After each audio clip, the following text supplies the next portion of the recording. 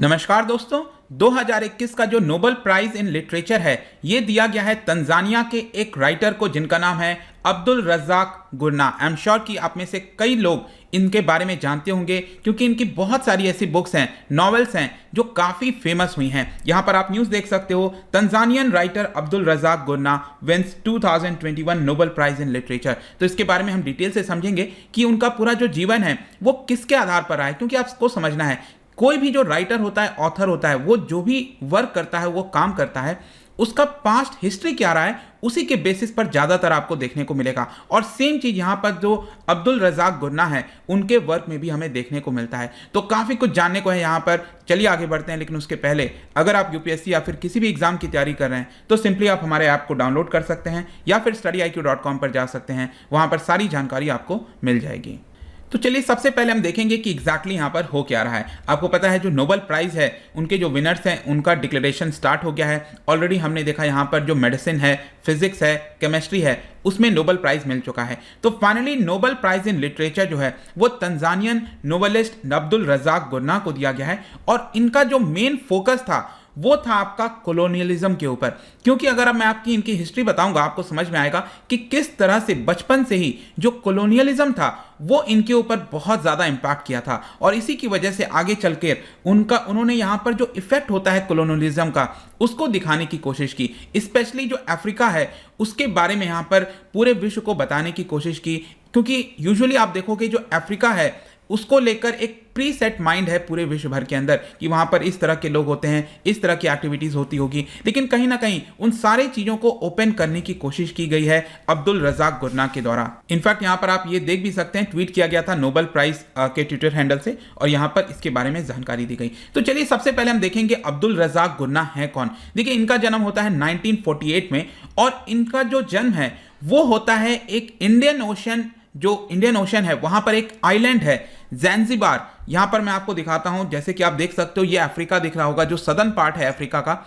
वहां पर अगर आप देखेंगे एक देश है तंजानिया जो कि ईस्टर्न कोस्ट में आपको देखने को मिलेगा। ये तंजानिया आप देख रहे होगे और तंजानिया के यहां पर राइट साइड में एक छोटा सा आइलैंड है ज़ैंज़िबार। यहां पर आप राइट साइड में और अच्छे से देख सकते हो, यहां पर ज़ैंज़िबार चैनल हो गया, पेम्बा चैनल हो गया। तो ये जो ज़ैंज़िबार है यही इसी पर्टिकुलर आइलैंड पर 1948 में उनका जन्म होता है। लेकिन तंजानिया आपको याद होगा, इनफैक्ट जो पूरा अफ्रीकन कॉन्टिनेंट था वो यूरोपियन कॉलोनियलिज्म के अंडर में था। जो लास्ट कॉलोनियल पावर था तंजानिया में वो था ब्रिटिश। तो ब्रिटिश से फाइनली आज़ादी मिलती है 1961 में। देखिए 1961 में जो आज़ादी मिली थी वो मेन लैंड वाला जो तंजानिया था इसका नाम था तंजानाइका। तो ब्रिटिशर से यहां पर तो आज़ादी मिल गई, लेकिन फाइनली ये जो आइलैंड की अगर हम बात करें, ये पेम्बा और ज़ैंज़िबार है, ये आइलैंड से आज़ादी मिलती है 1963 में, दिसंबर 1963 में।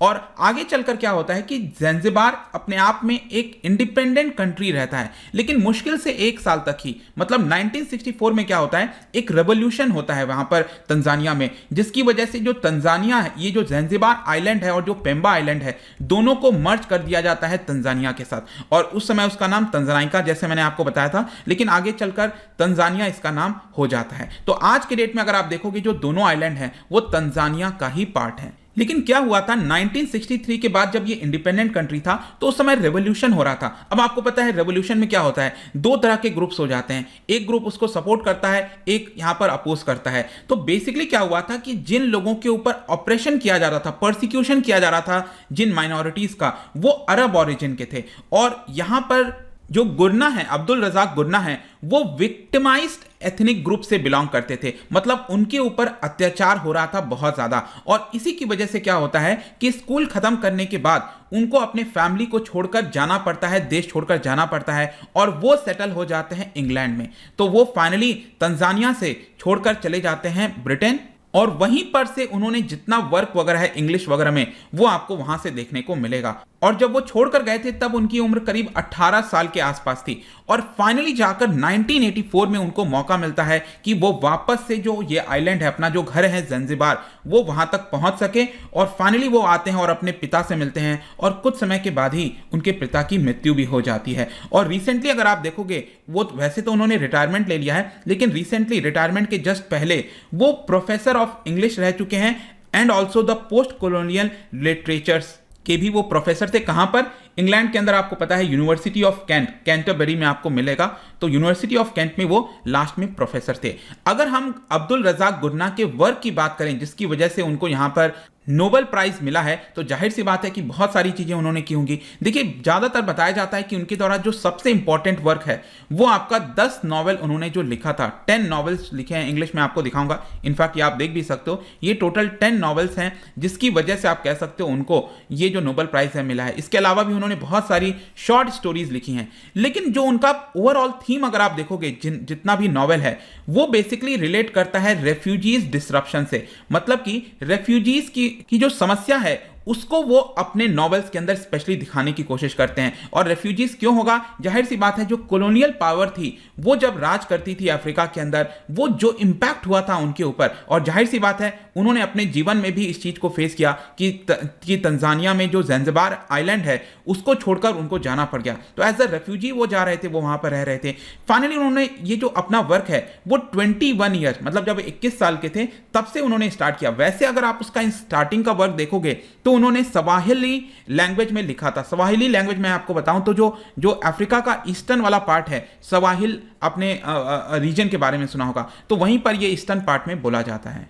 तो स्टार्टिंग में तो उनका लैंग्वेज सवाहिली था, लेकिन आगे चलकर जो मेन लैंग्वेज था वो उन्होंने इंग्लिश में ही लिखा था, ध्यान रखिएगा। लेकिन उनका ये कहना था कि देखिए जो स्टार्टिंग का मेरा वर्क है उसको मैं लिटरेचर नहीं बोल सकता, मैं उस समय बहुत ज़्यादा कमजोर था, तो उसको मैं लिटरेचर तो नहीं बोलूंगा। फिर आगे चलकर उन्होंने बहुत सारे लैंग्वेज में, इनफैक्ट अरबिक और पर्शियन पोइट्री भी उन्होंने लिखी थी, स्पेशली जो काफ़ी फेमस है द अरेबियन नाइट्स, ये काफ़ी ज़्यादा उनको फेमस किया था। लेकिन उनके जो नॉवेल की सबसे खास बात ये थी ना कि वो एक चीज पर स्टिक नहीं रहते थे।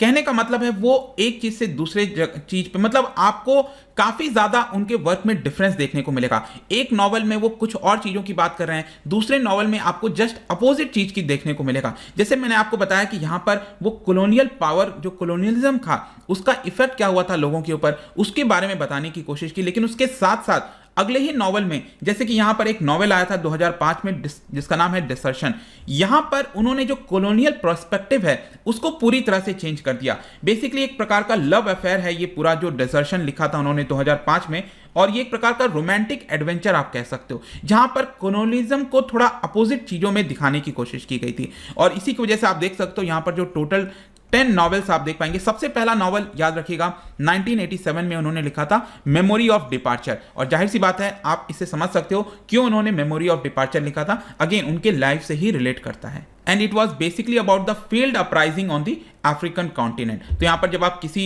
दूसरे पार्टी से यहां पर परेशान हो जाते हो तो अपराइजिंग करने की कोशिश करते हो, लेकिन it was about the field uprising.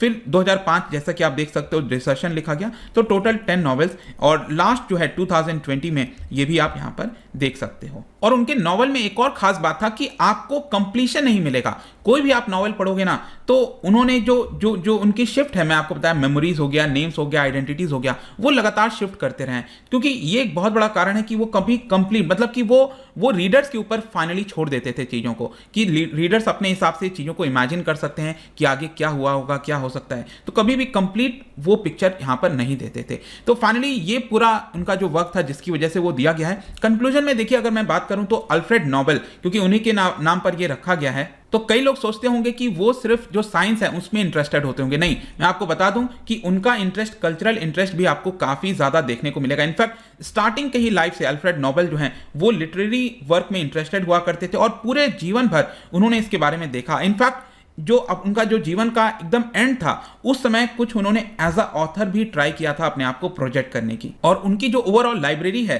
उसमें आपको बहुत सारे जो रिच और ब्रॉड सिलेक्शन ऑफ लिटरेचर है वो देखने को मिलेगा। नोबेल प्राइज जैसा कि आपको पता है यहाँ पर जब उन्होंने अनाउंस किया था अपने विल के अंदर, तो जो लिटरेचर है वो 4th नंबर पर आता है। जैसे सबसे पहले फिजिक्स के बारे में उन्होंने बोला था, फिर उसके बाद आपका केमिस्ट्री हो गया, तो उसके इसी के ये 4th नंबर पर आता है जो लिटरेचर है। और अभी तक लिटरेचर में करीब 117 पीपल को दिया गया है, जिसमें 16 वुमेन हैं। तो ये पूरा वीडियो था दोस्तों regarding 2021 Nobel prize in literature. I hope कि जो भी इंपॉर्टेंट चीजें थी मैंने आपको बता दिया है। जाने से पहले काफी इंटरेस्टिंग क्वेश्चन, क्या बता सकते हो कि इन 4 जो फिजिस्ट का नाम यहां पर लिखा हुआ है, सबसे फेमस फिजिस्ट हैं पूरे विश्व भर के अंदर, क्या बता सकते हैं अभी तक किसको यहां पर नोबेल प्राइज नहीं मिला है? ये आपको बताना है। अभी तक नोबेल प्राइज नहीं मिला। इसका राइट आंसर आपको पता ही है, मेरे इंस्टाग्राम पर तो मिलेगा ही, वहां पर अगर आप नहीं हो कोई बात नहीं, टेलीग्राम से भी ले सकते हैं इसका सही उत्तर।